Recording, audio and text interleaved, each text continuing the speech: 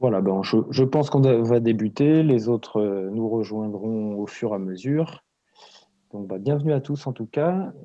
Aujourd'hui, comme vous voyez, nous allons traiter du digital et l'organisation, la mise en place du digital au sein du cabinet, voir un petit peu précisément ce que ça change, ce que ça ne change pas, les difficultés qu'on peut rencontrer, les impacts. Et puis après, on vous donnera aussi des petits moyens, des petites astuces pour surmonter les difficultés qu'on peut rencontrer par rapport à la mise en place du digital dans le cabinet.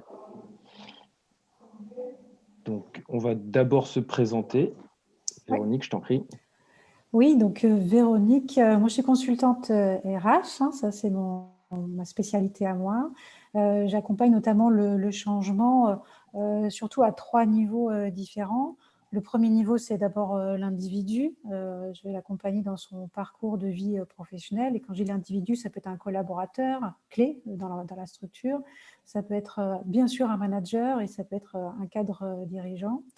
Deuxième niveau d'intervention, ça va être au niveau du groupe, de l'équipe, pour améliorer le fonctionnement de l'équipe et développer son efficience, parce qu'il s'agit de miser sur les conditions en fait, du bien-faire dans les équipes. Et le troisième niveau d'intervention, c'est l'organisation elle-même, l'entreprise, pour apporter en fait une méthodologie RH dans les projets, notamment de transformation managériale. Et ça fait quelques années que j'interviens pour un collectif qui s'appelle Mutexpert, qui rassemble des consultants experts dans leur domaine et qui interviennent auprès de cabinets d'expertise comptable dans la mutation de leurs activités vers le conseil. Voilà. Et toi, Guilhem? Magnifique. Et donc, moi, Guilhem, je travaille chez Wellib depuis maintenant un petit peu plus d'un an, surtout sur l'accompagnement des utilisateurs, donc au niveau des cabinets pour le déploiement de la solution au sein du cabinet, et puis ensuite sur le suivi à plus long terme. Donc, le suivi, c'est tout ce qui concerne l'évolution du cabinet en lui-même, et puis en rapport avec l'outil, les problèmes éventuels qu'ils peuvent rencontrer, les voies d'amélioration qu'ils aimeraient voir, les développements qu'on peut apporter, et puis leurs besoins spécifiques. Donc, effectivement, avec cette expérience, je commence à bien connaître le fonctionnement d'un cabinet, ce qui peut attendre de cette fameuse digitalisation dont on va parler aujourd'hui, et puis les problèmes qui sont fréquemment rencontrés. Donc, on va commencer d'abord à s'intéresser au terme du digital. De quoi est-ce qu'on va parler précisément maintenant? On va d'abord faire un petit retour aux racines. Donc, c'est en fait le digital, c'est un anglicisme qui est né dans les années 70 avec le début de l'informatique, qui a été popularisé notamment par l'expression du digital display. Donc, c'est tout simplement l'affichage des chiffres, hein, puisque il fallait bien afficher ce qui se passe dans la machine, avoir vraiment une compréhension, une vision directement de tout ce qui se passe, puisque au début, c'est vrai que c'était quand même du binaire, que des chiffres. Il fallait que l'humain puisse voir ce qui se passe un petit peu plus précisément. Donc ça va nous amener sur une définition globale, puisque à partir de cette expression du digital display, ça s'est popularisé à partir de là. Après, ça a été, c'est vrai, mis un petit peu à toutes les sauces. Donc là, nous, on va partir sur une définition très globale qui est en fait l'utilisation des outils numériques. Donc l'utilisation, la gestion au sein d'une organisation, toujours dans l'objectif justement de faciliter, de favoriser et puis d'améliorer le fonctionnement de l'entreprise ou de l'organisation. Ensuite, vous allez voir que si vous recherchez un petit peu sur Internet des explications sur le terme digital, vous allez voir que c'est une spécificité française. Il y a un débat qui fait rage entre l'utilisation du terme digital et du terme numérique. Donc là, c'est un débat qui n'est toujours pas clos. Nous, voilà, on va privilégier un petit peu le terme de digital puisque c'est quelque chose de plus global. En fait, il y a des partisans, les franco-français vous diront qu'on n'utilise pas le terme digital, puisque en français, digital, c'est tout ce qui se rapporte au doigt. D'autre part, le numérique, c'est tout ce qui se rapporte au nombre. Donc après, voilà, c'est vraiment quelque chose qui est très personnel, hein, vous utilisez le terme que vous voulez, c'est quand même très synonyme. Il y a des particularités selon un petit peu le contexte. Encore une fois, nous, on va utiliser le terme de digital puisque, c'est vrai qu'en français quand même, le terme numérique, ça fait beaucoup plus référence à la technologie qui est utilisée, qui est, le contraire de tout ce qui est analogique. Et là, digital, c'est vraiment, dans l'ensemble, dans la globalité. Ouais. Et comme tu le dis, Guilhem, le digital, c'est quelque chose de très global et il apporte en fait des solutions qui vont générer un nouvel écosystème. Et dans cet écosystème, on va trouver de nouvelles activités, hein, des nouveaux métiers qu'on a vu émerger ces dernières années. Maintenant, on sait tous ce que c'est qu'un community manager, un chargé de SEO qui assure le référencement de nos sites web. Vous avez peut-être chez vous des chargés de CRM. Vous avez toujours entendu parler de développeurs informatiques. Maintenant, on a de plus en plus de développeurs web et mobiles. Et puis, il y a des nouveaux métiers complètement liés à cet environnement-là, qui est comme le responsable de sécurité informatique, ça n'existait pas. Et le dernier en date, c'est le data scientist, donc celui qui va être chargé d'aller capter des données et puis d'en sortir une stratégie pour piloter l'entreprise. Donc, il y a de nouvelles activités. Il y a aussi de nouvelles façons de travailler avec le digital. Vous avez peut-être déjà eu l'occasion à différentes reprises, notamment pendant le confinement, d'utiliser des outils collaboratifs tels que Teams ou des outils de gestion de projet comme Trello. Sans aucun doute, vous êtes amené à utiliser des plateformes de stockage en ligne comme Dropbox, OneDrive. Et dans vos cabinets, vous ne passez pas à côté. Il y a de plus en plus d'outils pour gérer la comptabilité et la paye à distance. Donc, il y a une nouvelle façon de travailler, le digital s'impose, et il y a aussi une nouvelle façon de manager. Ça change nos repères, parce que maintenant, avec le digital, on peut animer des équipes multisites, on peut travailler en distanciel, on peut gérer les échanges clients, communiquer davantage auprès de nos clients, de nos prospects, de nos partenaires. Mais on peut aussi maintenant recruter avec le digital et puis surtout former, s'auto-former. Donc, on change vraiment nos façons de faire. Le digital, il est partout. Il est dans l'entreprise, il est en dehors. Il change nos modes de vie et il crée aussi de nouvelles opportunités. Et c'est bien de ça dont on parle aujourd'hui. Voilà, tout à fait. Donc ça se fait sur plusieurs niveaux. Alors, je précise juste qu'on ne fait pas du placement de produits, hein, c'est Non, simplement voilà, pour vous donner des exemples de ce qui peut être fait, de ce qui peut être utilisé, ce que nous, on voit aussi dans l'expérience sur le terrain. Peut-être aussi, après, on verra dans les questions-réponses si on peut vous aiguiller sur certains outils. Encore une fois, on n'est pas là pour faire de la publicité ou autre.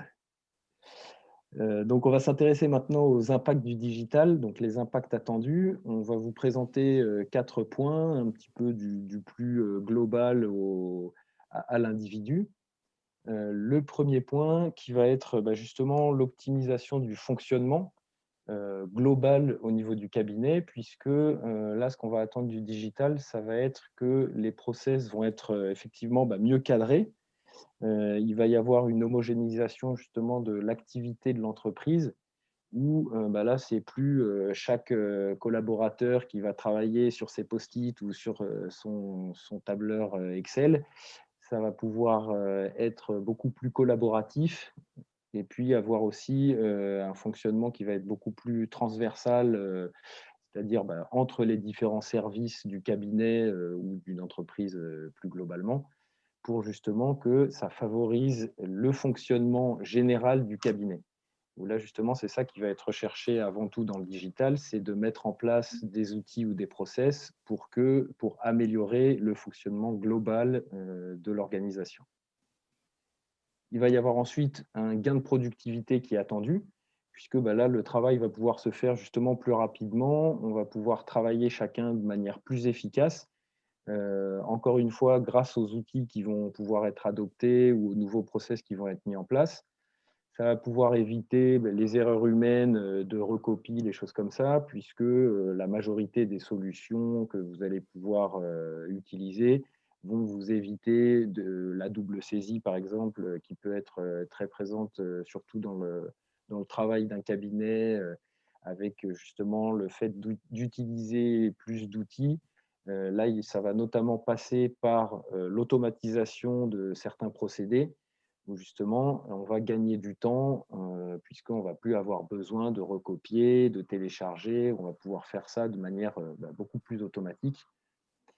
Il y avait notamment une étude, entre autres de Ernst Young, qui disait que 30% du temps de travail d'un collaborateur est dédié à la collecte et au tri des documents. Donc ça, c'est quelque chose que la mise en place d'outils numériques va permettre de réduire vraiment de manière drastique, voire de l'annuler. Après, effectivement, ça va dépendre, on va le voir après, justement, de la mise en place des outils qui sont choisis, de comment ça a été mis en place, et puis de tout ce qui va être recherché précisément pour la mise en place de ces outils. Alors, je fais rejoindre les participants qui sont arrivés. Ouais. On a aussi une intervention sur le chat. Oui.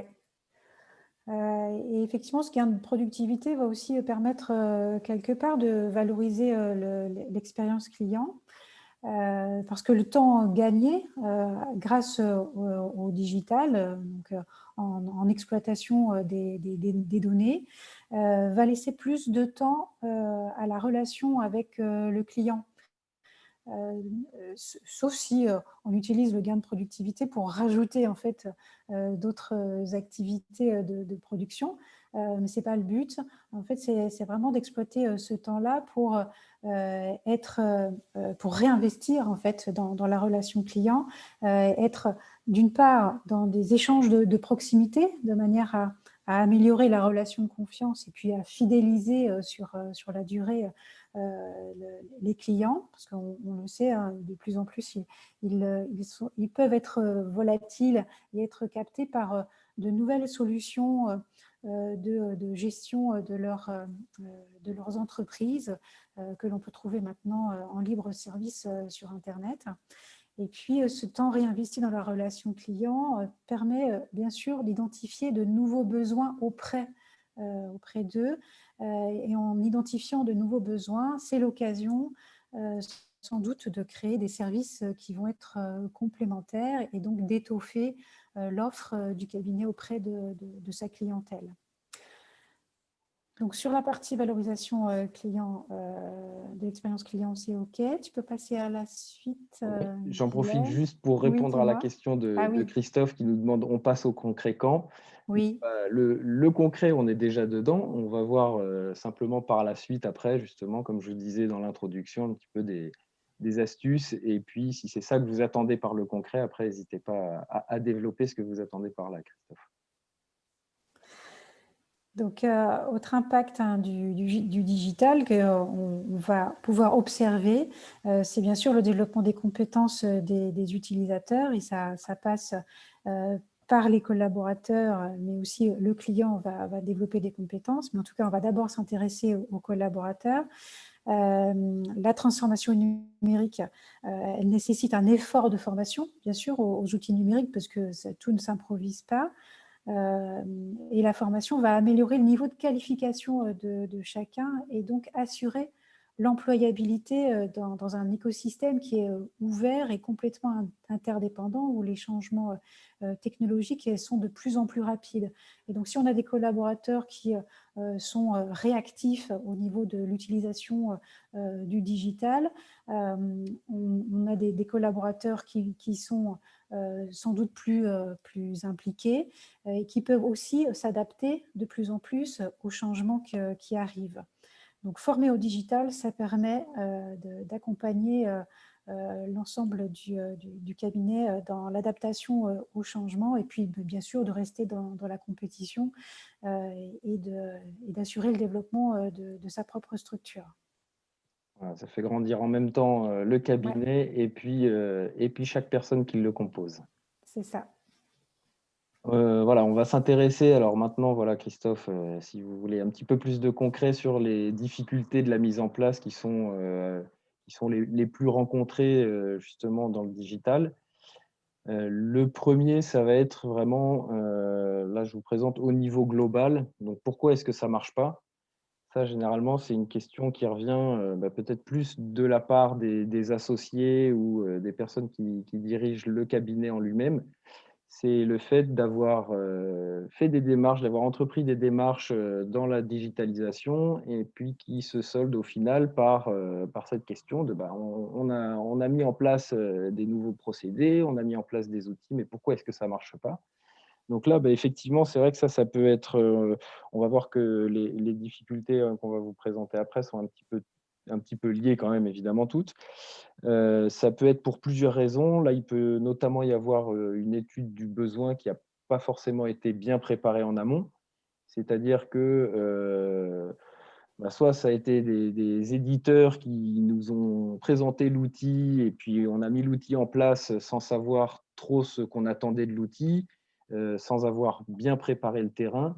Donc effectivement, après, on se rend compte que ça n'a pas l'effet escompté des impacts positifs qu'on a vus avant, d'améliorer justement le fonctionnement du cabinet.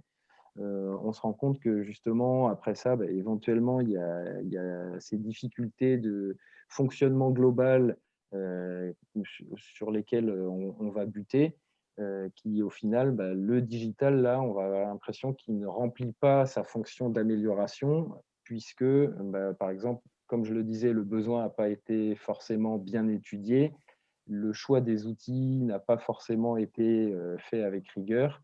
Et puis qu'après, de manière plus globale aussi, c'est vrai que la communication n'a pas été faite, donc à tous les niveaux, hein. Ça peut être communication déjà avec les différents éditeurs des outils qu'on va adopter.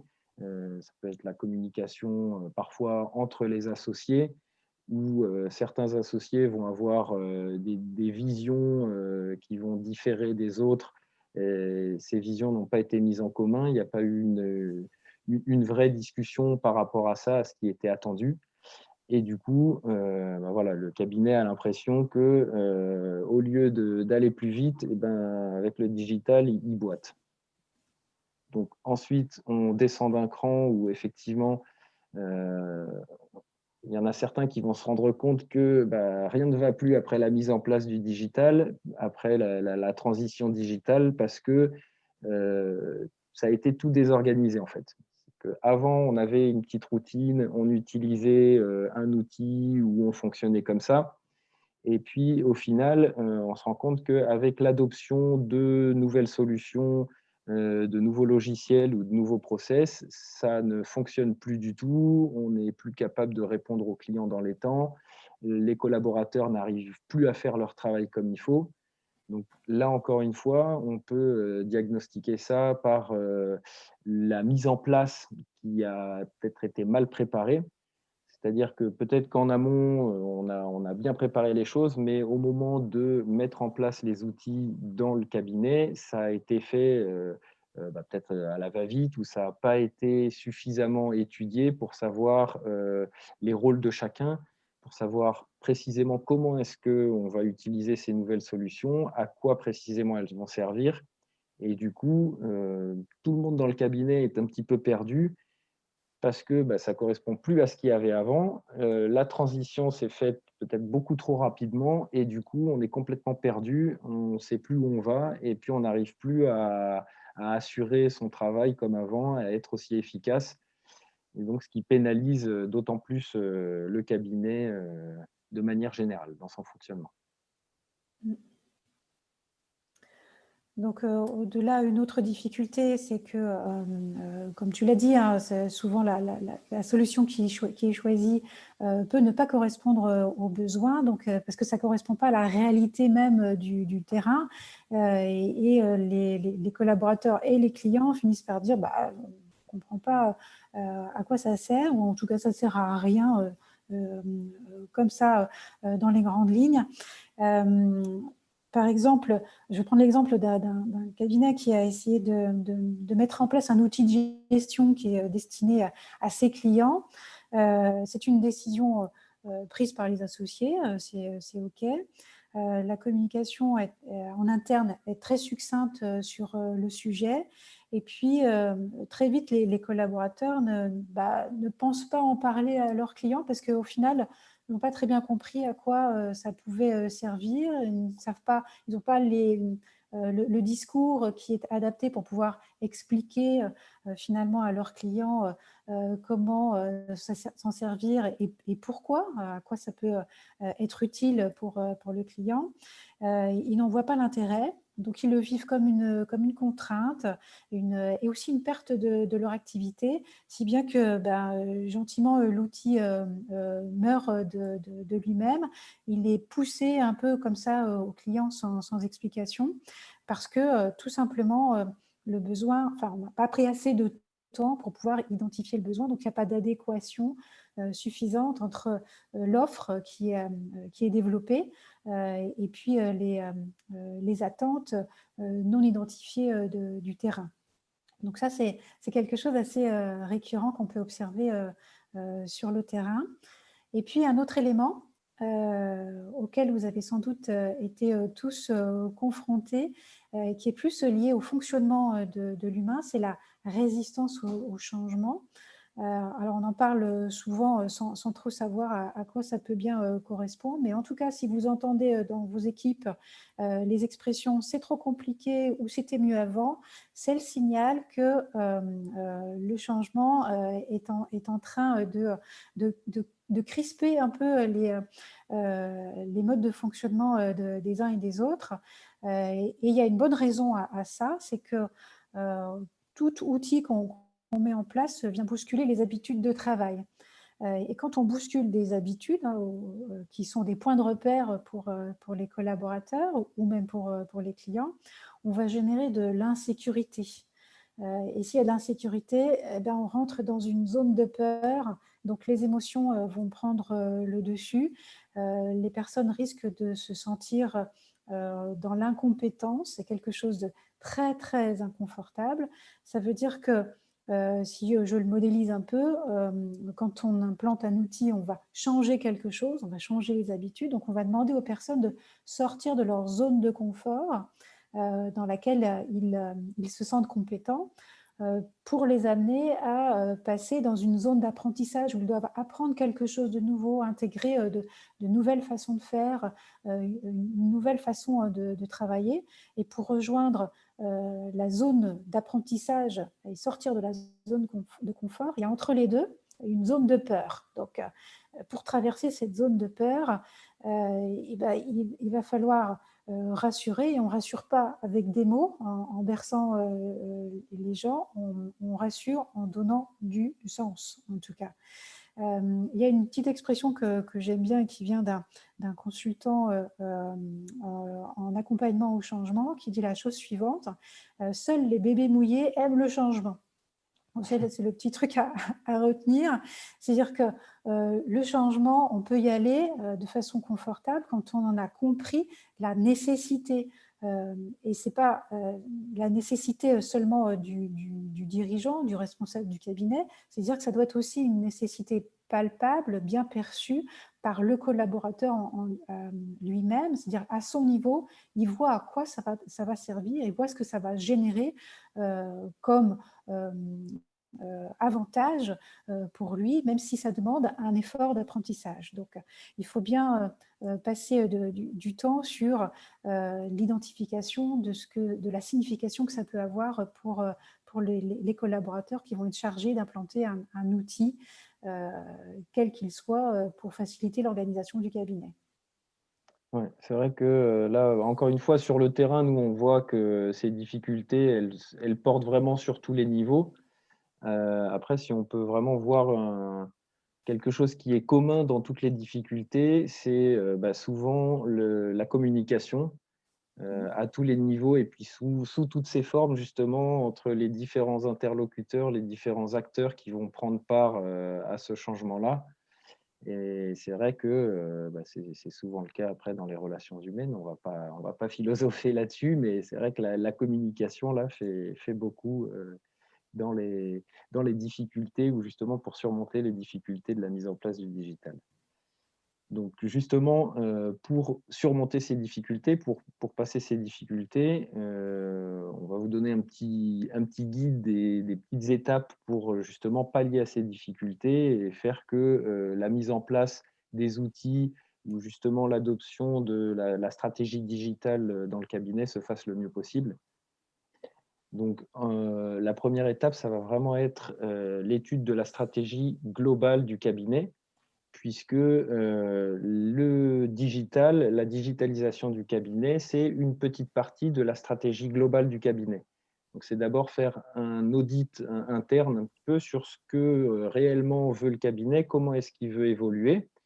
Et puis ensuite, là-dedans, inclure cette partie du digital, ce qu'on va attendre un peu plus précisément du digital. Où là, justement, on va arriver sur l'étape 2, on va faire une capture de l'état présent du cabinet. Alors, notre cabinet, justement, on va pouvoir faire un état des lieux sur les forces, les faiblesses du cabinet, vers quoi on aimerait tendre donc, pour rejoindre cette stratégie globale, pour inclure la stratégie digitale et puis voir précisément quels sont les outils qui sont utilisés à l'heure actuelle, qui fait quoi, comment ça se passe, comment est-ce qu'on répond aux clients, comment est-ce qu'on communique avec le client, de quelle manière, pour voir précisément qu'est-ce qui se passe à l'heure actuelle dans le cabinet. On va ensuite, à partir de ça, pouvoir beaucoup plus cerner précisément le besoin. Donc savoir qu'est-ce qu'il nous faut maintenant, qu'est-ce qu'on veut justement que cette stratégie digitale nous apporte. Concrètement, on a pu se rendre compte, par exemple, en faisant l'étude de son cabinet, que nous, on arrive à bien communiquer avec les clients, ils nous donnent leurs factures dans les temps, mais après, effectivement, on pourrait améliorer le traitement des factures en interne, puisque à l'heure actuelle, c'est un petit peu compliqué. Donc nous, il va nous falloir un outil ou des solutions qui vont nous permettre de mieux traiter les factures, de pouvoir les faire passer d'un outil A qu'on utilise en ce moment à un outil B, etc. Donc voilà, vraiment avoir une idée précise de ce dont le cabinet a besoin, ce qu'on veut précisément. Ce qui va nous amener à l'étape 4. Une fois qu'on a pu faire un état des lieux de cette situation, étudier les différents besoins, on va donc pouvoir étudier les différents outils, les différentes solutions qui sont à notre portée. Donc, une étude de marché, tout ce qu'il y a de plus basique, à savoir étudier les différentes solutions qui sont en concurrence sur le marché, voir précisément ce que propose chaque solution. Donc, si on reprend notre exemple du traitement de factures, on peut voir que tel outil va permettre d'aller récupérer les factures ici de telle manière et puis les envoyer sur un autre outil. Nous, il nous faut quelque chose qui est similaire, mais vu qu'on a déjà, par exemple, un traitement automatique des factures, on va plus s'orienter vers un autre outil. Là, il va falloir vraiment sélectionner précisément les outils, les solutions qu'on va utiliser. Donc pour ça, vous avez des périodes de tests qui peuvent être mises à profit. Demandez aussi toujours une remontée des utilisateurs quand ils ont les outils dans les mains. Ce qui va nous amener sur l'étape 5, où une fois qu'on a pu choisir ces outils, faire son choix, le choix est arrêté sur les outils, les solutions, on va bien définir les process qui vont entrer dans la gestion, dans la mise en place de ces outils. Donc, à savoir précisément qui va faire quoi, comment est-ce que ça va être mis en place.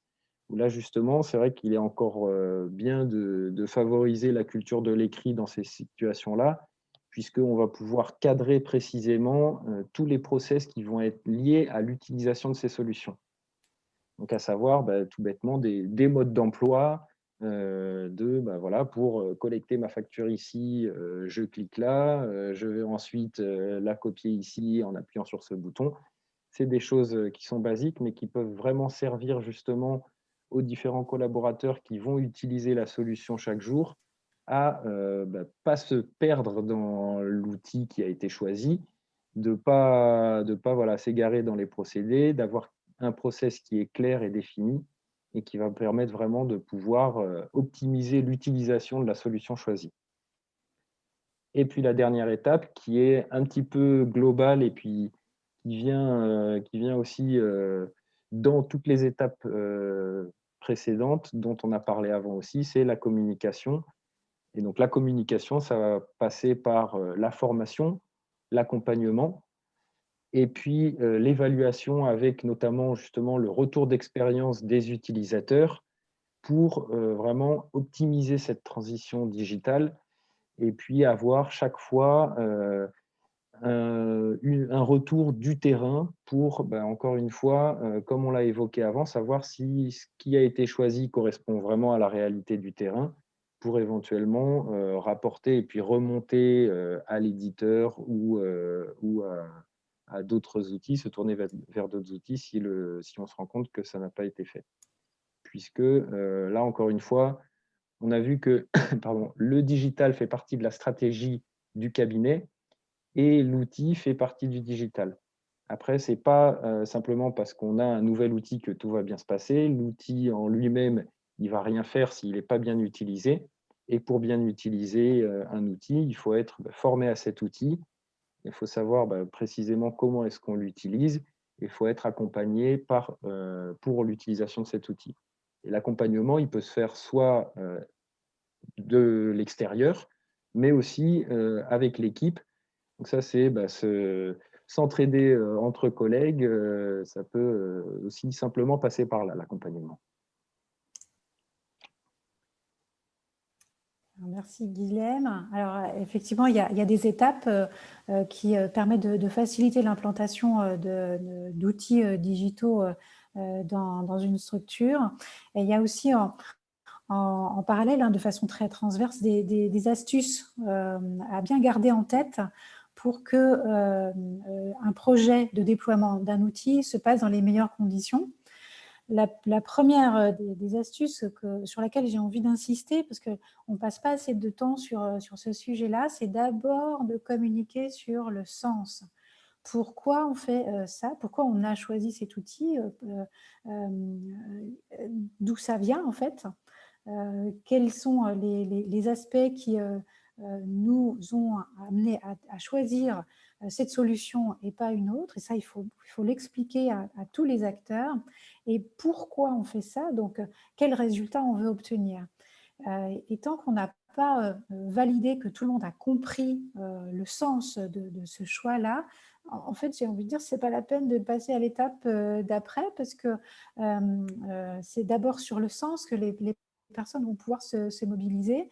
Si elles ne peuvent pas adhérer à ce changement, ben, vous allez avoir des résistances à gérer, ce qui complique la situation et puis ce qui va aussi démobiliser en grande partie les collaborateurs et qui risque aussi de rendre votre outil très très vite obsolète, en tout cas de faire avorter le projet de déploiement beaucoup trop vite, sans comprendre en fait ce qui a pu générer ce résultat-là.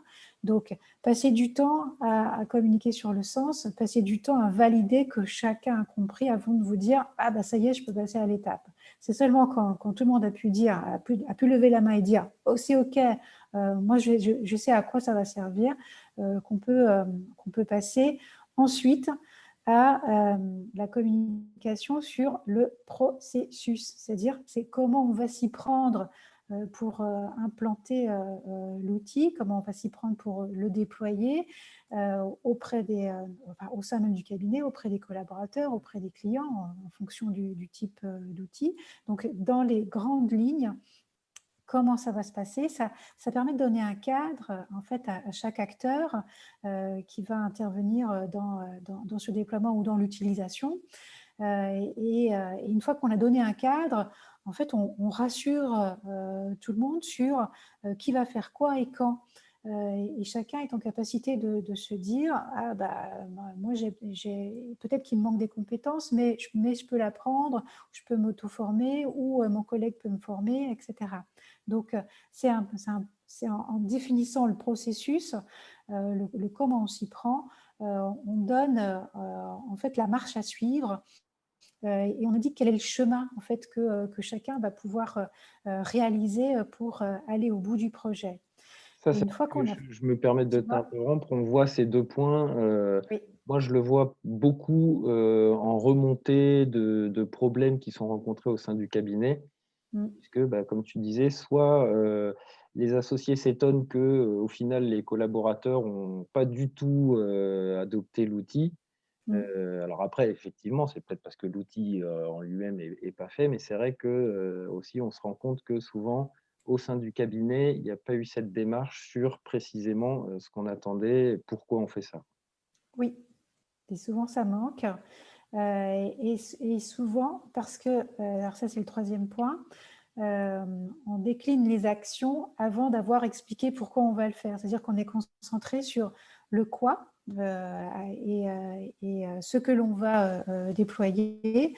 En fait, on prend le problème à l'envers quand on fait ça.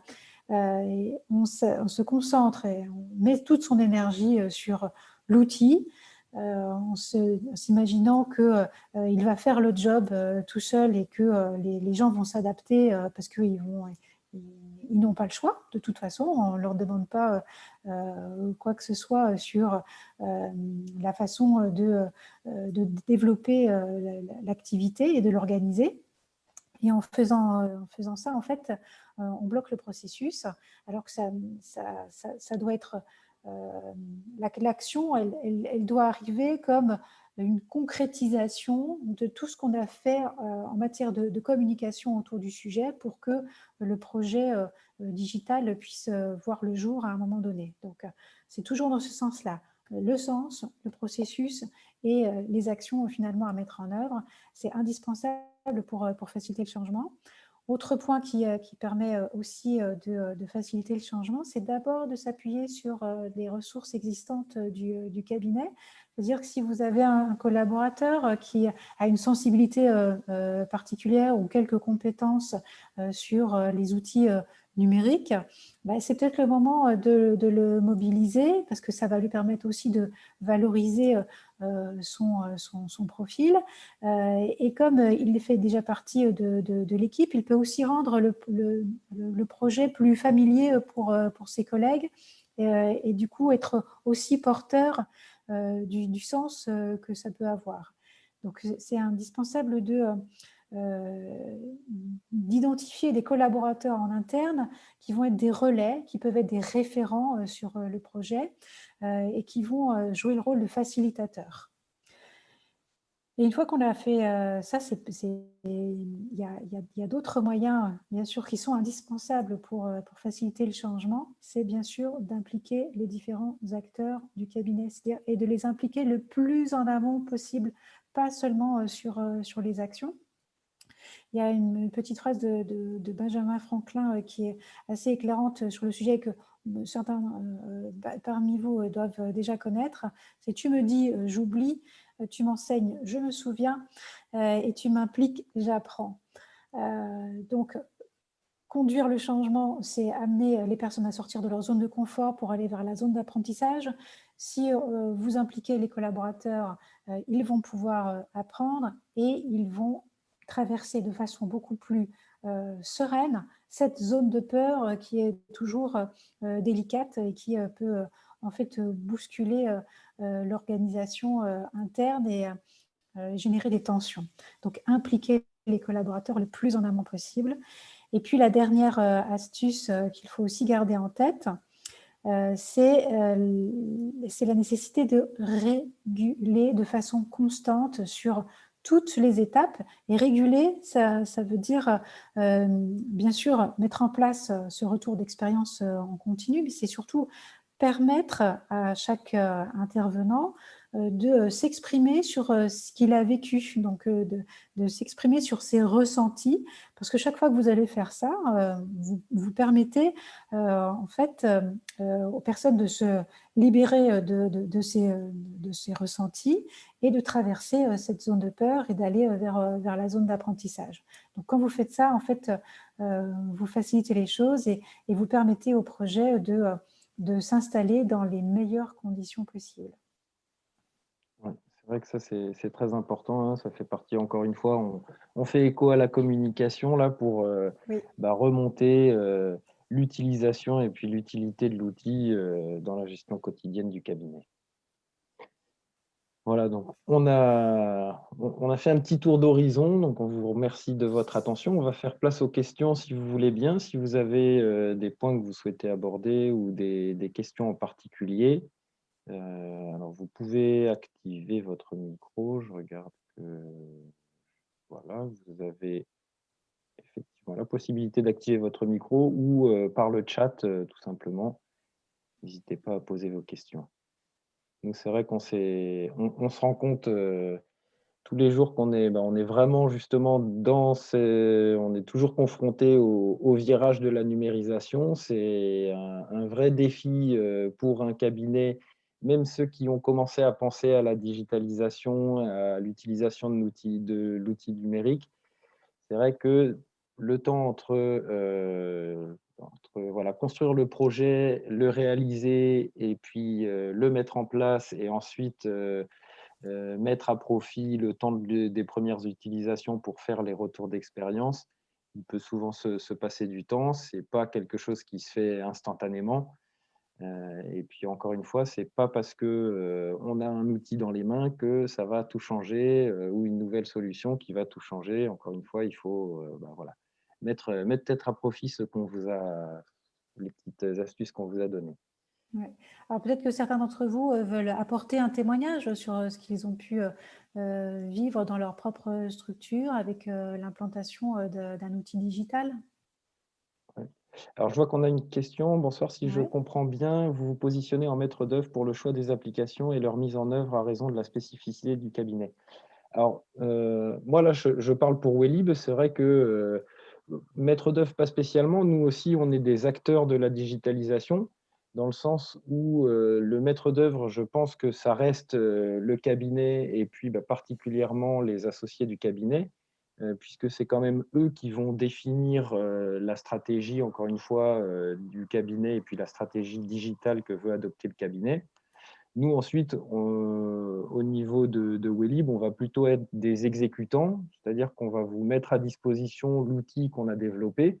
On va essayer de vous accompagner du mieux possible pour que l'installation de cet outil au sein de votre cabinet se fasse sans heurts et puis le plus facilement possible.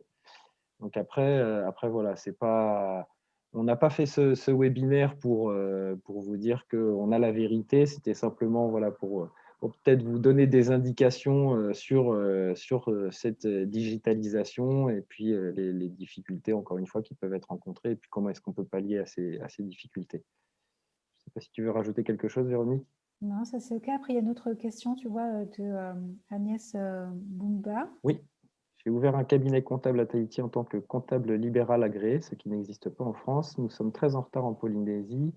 Pas de fédération d'experts comptables. Existe-t-il des outils pour nous? Oui, bah oui, tout à fait. Je pense que après, c'est pareil, une étude de marché vous permettra de regarder. Nous, encore une fois, Wellib, c'est des outils qui peuvent vous être utiles. Après, quand on parle de digitalisation, vous l'avez bien compris, il y a toutes sortes d'outils.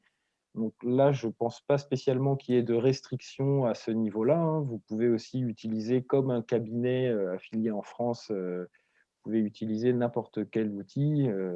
Après, effectivement, nous, on peut vous guider plus sur l'utilisation, puisque spécialement notre solution aussi, elle fait le lien entre les différents outils que peuvent utiliser les cabinets d'expertise comptable. Donc après, moi, je vous invite à nous recontacter pour qu'on puisse aussi vous aider dans cette définition du besoin pour voir ce qui peut répondre justement à vos questions et puis à l'utilisation et à la stratégie justement que vous voulez mettre en place pour votre fonctionnement. Alors, tu vois, après, il y a une autre question. Qu'est-ce que vous vendez alors comme outil? Alors oui, nous, pour ceux qui ne nous connaissent pas, Wellib, effectivement, je n'ai pas présenté la société puisque ce webinaire, c'est pas, comme je disais, c'est pas de la publicité pour Wellib. C'était vraiment dans l'idée, le concept de la digitalisation. Donc oui, Wellib, sinon nous, on est une JET collaborative qui va permettre meilleure transmission des documents, de la communication avec les clients, et puis le rayonnement vers les différents outils qui peuvent être utilisés au quotidien par les cabinets d'expertise comptable. Collecte des données et leur imputation automatique près cette banque, oui, ça en fait partie. On a mis en place des processus d'automatisation de collecte des données. Et puis ensuite, certaines de ces données qui peuvent être envoyées directement vers des outils. Donc effectivement, Receipt Bank, en exemple concret, votre client vous dépose une facture sur la JET collaborative, et puis sans action spéciale de votre part ou de sa part, ça va pouvoir être envoyé sur des applications type Receipt Bank pour ensuite faire le traitement. Puisque nous, Wellib, on n'est pas un logiciel de traitement comptable, on va juste favoriser, automatiser et puis optimiser tout ce qui va être en amont du traitement comptable. Voilà, j'espère que ça répond à votre question. Et puis, il y a Philippe Mantin qui dit que Wellib, ça fonctionne très bien. Eh ben, merci Philippe, on est ravis. Voilà, ça peut peut-être éventuellement aussi compléter la réponse que je viens de faire. Effectivement, une des bases de Wellib aussi, c'est, comme je disais, l'automatisation de la collecte et puis l'interconnexion. Effectivement, là, c'est vraiment le terme qu'on utilise beaucoup, l'interconnexion avec les différents outils, donc que ce soit des outils d'OCR type Receipt Bank, Chain Trust, Agora ou autres, ou des outils de traitement comptable. Voilà. Eric nous dit, le digital remet en cause les fonctions des collaborateurs. Faut-il retravailler les fiches de poste et comment? Alors oui, ça nécessite de se reposer la question des missions des collaborateurs et des compétences qui sont nécessaires à avoir pour être en phase avec l'activité digitalisée. C'est-à-dire que effectivement, ce sont des nouvelles compétences. Et comment on fait pour retravailler les fiches de poste? Quand on n'a pas de RH, peut-être, on se met autour d'une table avec les collaborateurs concernés et puis on s'interroge sur ce que ça change, en fait, cette implantation du digital, pour décrire assez finement, finalement, les savoirs, les savoir-faire et les savoir-être que ça nécessite. Parce que c'est sur cette base-là qu'on va faire on va pouvoir ajuster les fiches de fonction. Après, je peux me permettre juste de compléter. Pour moi, c'est vrai que remettre en cause, ça a peut-être un peu une connotation négative. Oui. Je pense qu'il faut voir aussi le digital, ça va permettre de valoriser aussi la fonction d'expert comptable et de collaborateur, puisque comme on l'a vu avant, ça va être des outils ou des solutions qui vont être mis en place justement pour libérer plus de temps et donc redonner aussi au cabinet d'expertise comptable sa mission première de conseil aux clients.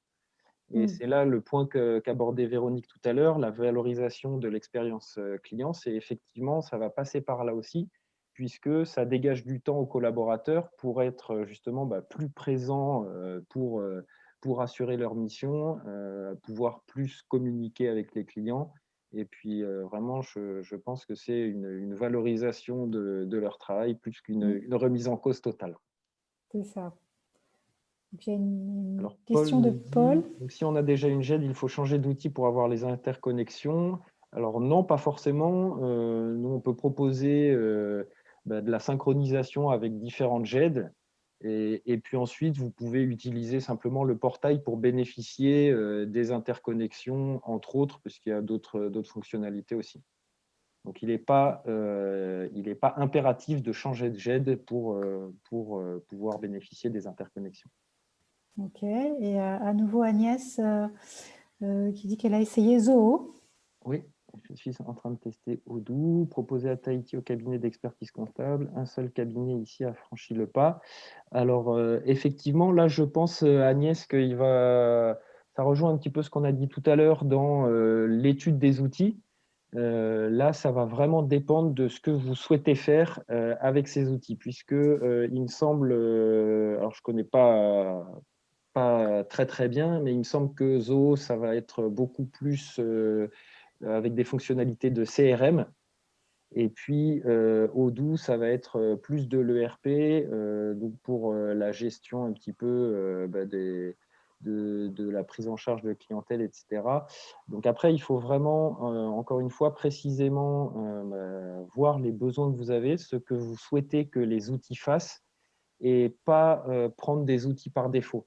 Puisque après, effectivement, c'est pas parce que ça marche pour un cabinet que ça va marcher pour le vôtre ou pour votre fonctionnement libéral.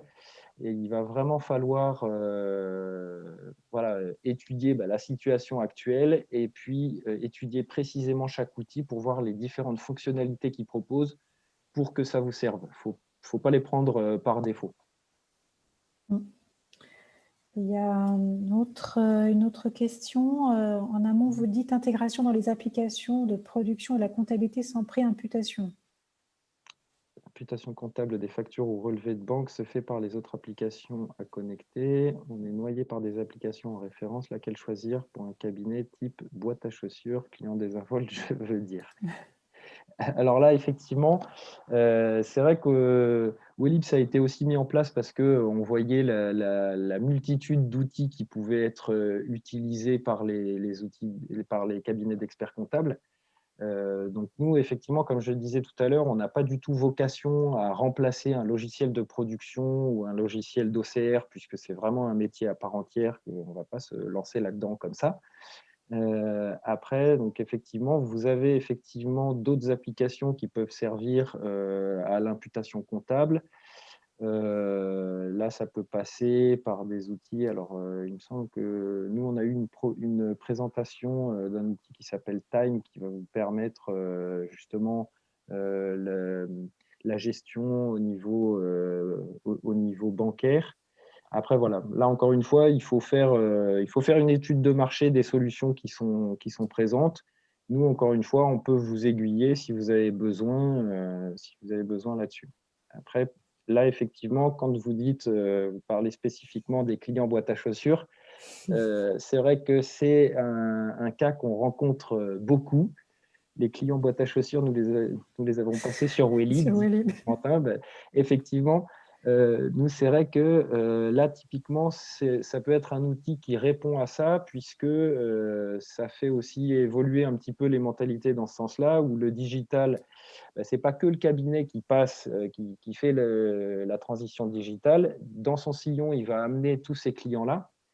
Et donc, effectivement, ça va inclure, pour les cabinets type boîte à chaussures, nous, on peut mettre en place des fonctionnalités sur Wellib qui vont vous permettre de traiter beaucoup plus facilement le client boîte à chaussures qui vous amène et qui vous dépose toutes ces factures papier, soit la possibilité directement pour le client d'avoir donc, ça peut passer soit par des outils, soit carrément par des scanners spéciaux pour qu'ils puissent l'utiliser pour que ce soit plus facile d'envoyer. Après, ça peut passer tout simplement par le smartphone, puisque c'est vrai que certains, même avant la résistance au changement, sont peut-être un peu allergiques à la technologie ou ne veulent pas du tout s'y mettre.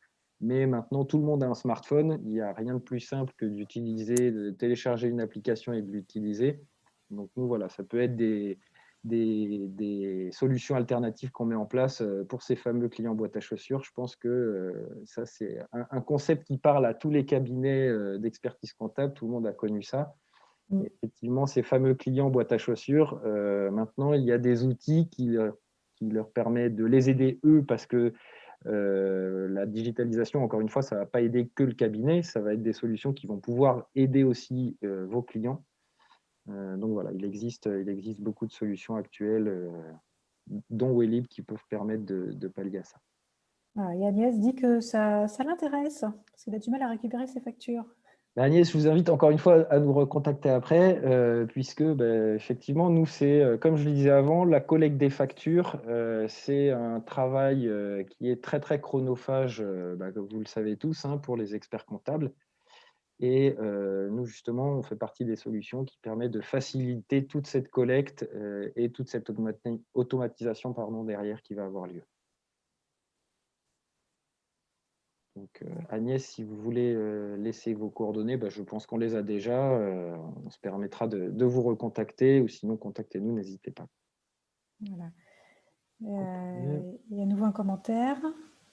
Après un port avec Wellib, il nous reste à imputer par le collaborateur sans préimputation. Bah voilà, effectivement, c'est ce qu'on disait un peu tout à l'heure. C'est pas Wellib, ça va pas être un outil qui va tout faire. Donc effectivement, après, il reste quand même le travail, un travail de traitement derrière à faire. Mais encore une fois, là, vous pouvez trouver d'autres solutions qui vont vous permettre de faciliter ce traitement. Là, pour les logiciels de traitement comptable, il y en a plein de différents. Il y a des nouveautés aussi. Alors là, si je peux me permettre un petit peu de parler des logiciels, nous, par exemple, on est en train de faire des intégrations, notamment avec Ibiza ou Agiris. Là, moi, je vous invite à vous rapprocher de ces outils et puis encore une fois à repartir sur un petit peu les étapes qu'on a données, à bien étudier chaque outil, déjà à bien étudier ce que vous voulez que l'outil fasse et ensuite étudier ces outils-là pour savoir précisément ce qu'ils proposent et si ça répond bien à vos attentes et à vos besoins. Les pièces collectées sont sur le cloud et sont consultables par GED. Alors, consultables par GED, oui, effectivement, une fois que les documents ont été importés sur la plateforme, ils sont consultables. C'est vraiment le but de la plateforme collaborative. Ils vont être consultables à la fois par les experts comptables, donc le client met à disposition de l'expert comptable, mais dans l'autre sens aussi, l'expert comptable va mettre à disposition de ses clients les documents, typiquement l'alias fiscal. Je dirais avant les outils comme Wellib, si votre client était à la banque et qu'il avait besoin de sa alias fiscale tout de suite, il devait appeler au cabinet. Peut-être que vous n'étiez pas là, peut-être que vous ne pouviez pas lui envoyer l'alias fiscale. Maintenant, il l'a n'importe où. Donc après, sur le cloud, oui, effectivement, c'est la plateforme web, c'est du full SaaS qui va vous permettre d'y avoir accès de n'importe où. Pouvez-vous apporter des précisions sur la relation avec Agiris? C'est Eric qui demande. Alors, sur la relation avec Agiris, nous, c'est quelque chose qu'on est en train de construire, comme Ibiza Software, justement, où on vise une interconnexion en API, où donc là, justement, ça va permettre de, sans sortir de la plateforme de Wellib, pouvoir automatiser encore une fois une partie du process. Donc ensuite, comme je le disais avant, il faudra quand même procéder au traitement sur les logiciels comptables type Agiris et Ibiza. Mais nous, encore une fois, notre mission, ça va être de faciliter le transfert de documents d'une plateforme à une autre pour éviter, encore une fois, là, les tâches chronophages qui vont être la double saisie, télécharger ici, recopier ici, voilà, être sûr que le document est bien passé, gérer les documents qui ont déjà été traités. Voilà, ça c'est en construction de notre côté et pour justement automatiser cette partie-là avant le traitement comptable et les écritures comptables. Et donc pour Ibiza, voilà, pareil. Pareil pour Ibiza. Ça marche. Plus de questions ou commentaires? D'autres questions?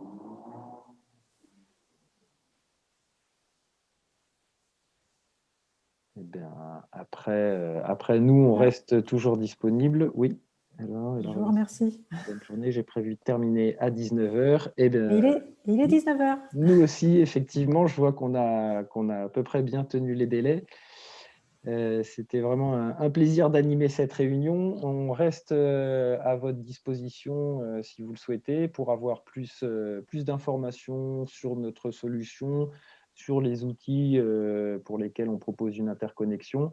Encore une fois, Agnès, moi je vous invite à nous recontacter pour que justement on étudie un petit peu votre situation plus en détail et qu'on peut voir les outils qui peuvent vous être utiles.